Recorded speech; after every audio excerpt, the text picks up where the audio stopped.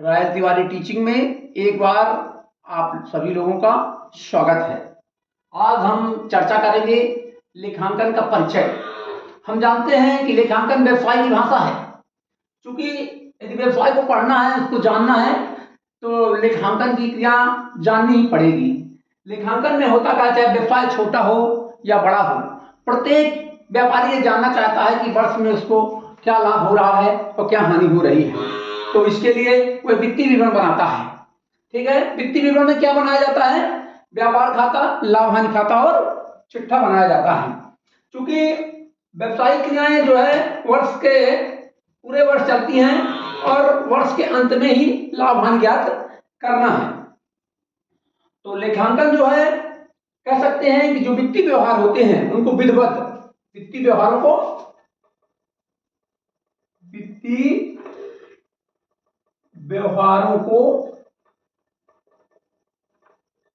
विधिवत, विधिवत क्या करना?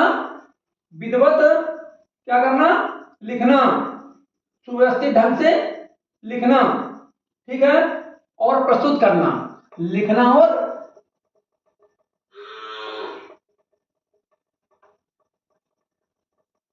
प्रस्तुत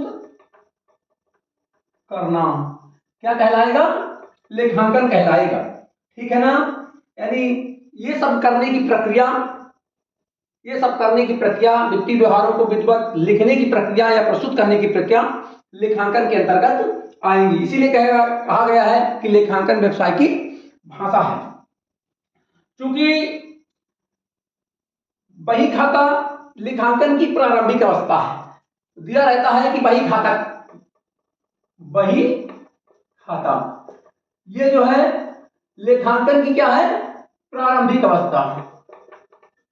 प्रारंभिक अवस्था किसकी है?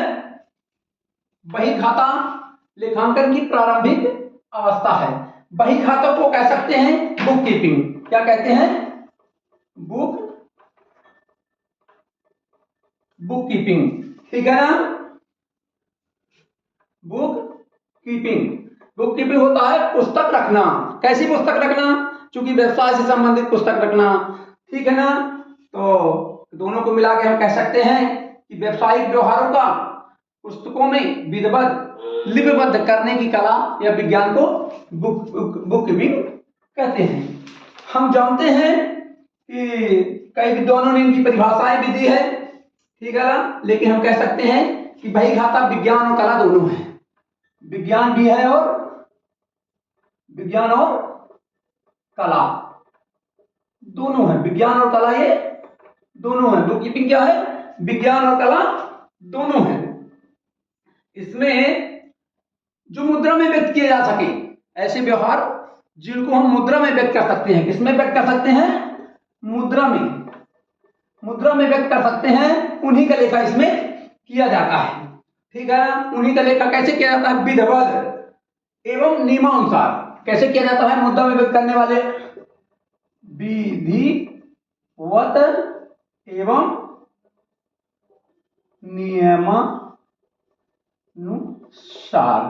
नियमानुसार। ठीक है ना? तो जिनको मुद्रा में ऐसे व्यवहार जिनको मुद्रा में व्यक्त किया जाए उनका लेखा विधिवत एवं नियमानुसार किया जाता है। ठीक है ना? और जिससे क्या होता है? व्यापार की वास्तविक स्थिति, व्यवसाय की वास्तविक स्थिति का परिणाम सरलता से प्राप्त हो सके। व्यवसाय की वास्तविक स्थिति का परिणाम सरलता से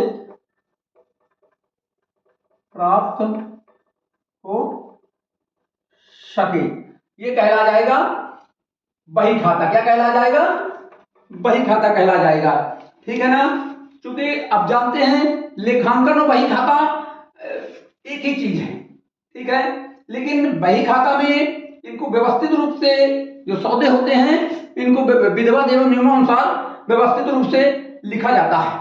इसमें बही खाता में कह सकते हैं कि सहायक बहियां बहियां और खाता बही और खाता बही आता है।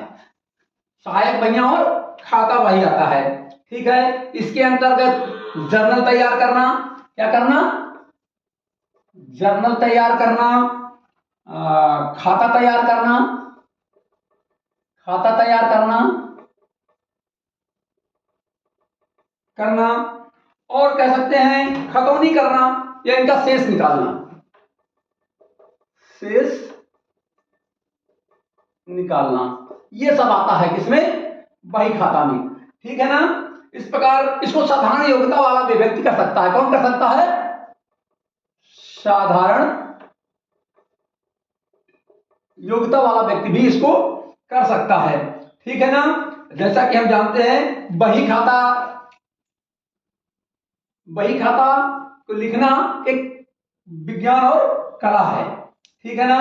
बही खाते का कार्य बिल्कुल स्वतंत्र होता है। जैसे ही हम सौदा करते हैं या लेन देन करते हैं, तुरंत इसका लेखा एक साधारण योग्यता वाला व्यक्ति कर सकता है।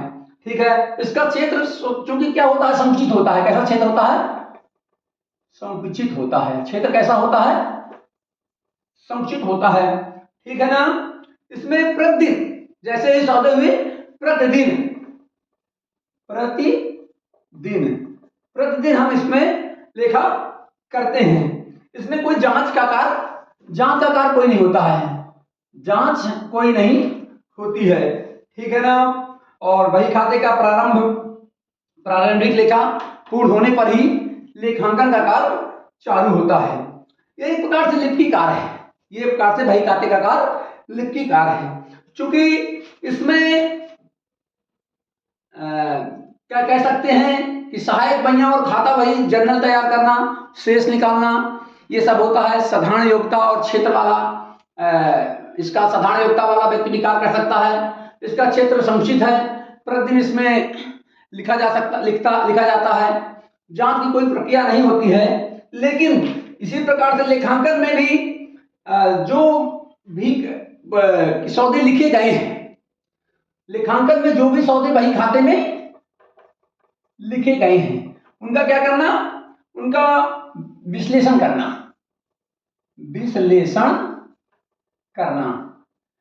उनका विश्लेषण करना। ठीक है ना। साथ साथ तलपट बनाना। इसमें क्या करना, तलपट बनता है।